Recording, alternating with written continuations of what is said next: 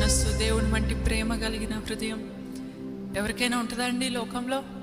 ఎవరికైనా? మన secret since, రహస్య పాపములు, మన ఆలోచనలు, ఇవన్నీ మన హృదయంలో ఎటువంటి కుయుక్తి, ఎటువంటి కన్నింగ్నెస్, ఎటువంటి ద్వేషం, క్రోధం ఇవన్నీ ఉన్నప్పటికీ దేవుడు మనల్ని ప్రేమిస్తున్నాడు, ఏకరీతిగా ప్రేమిస్తాడు.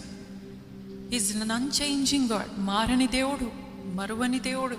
ఇంత గొప్ప దేవుడిని కలిగి ఉన్నామండి. పశ్చాత్తాపడి దేవుని సన్నిధిలో నిజంగా పాపం ఒప్పుకొని దేవుని సన్నిధికి వచ్చినప్పుడు క్షమించే దేవుడు, ప్రశ్నించే దేవుడు కాదు, నిలదీసే దేవుడు కాదు, కానీ క్షమించే దేవుడు. ఇంత గొప్ప దేవుడిని కలిగి ఉన్నాం.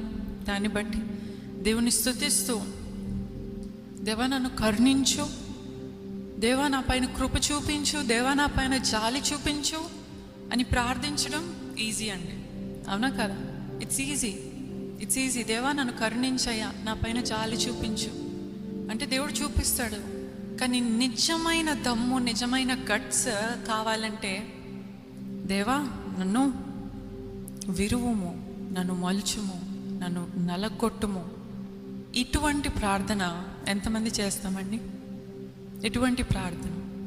ఎప్పుడు దేవా నన్ను దీవించు, నన్ను ఆశీర్వదించు, నన్ను కరుణించు, నాకు జాలి చూపించు, ఇటువంటి ప్రార్థన అందరూ చేస్తారు. కానీ దేవా నన్ను నలగొట్టు, దేవా నన్ను విరువుము, నన్ను మలుచుము, నన్ను మార్చుము, break me, mould me, prune me and use me for your glory.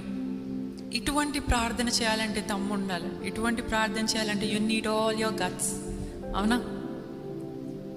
ఎప్పుడు మన ప్రార్థనలో నిజంగా మన ప్రార్థనలన్నీ ఆశీర్వాదాలు, దీవెనలు, విడిపించాయా, కరుణించాయా, నన్ను దీవించాయా, నన్ను ఆశీర్వదించాయా, నన్ను హెచ్చించాయా, ఇవే. కానీ దేవా నన్ను వాడుకో, నన్ను మలుచు, నన్ను మార్చు, నీకు ఇష్టం లేనివి చెక్కు, ప్రూన్ మీ లార్డ్ అని దేవుణ్ణి వేడుకుందాం.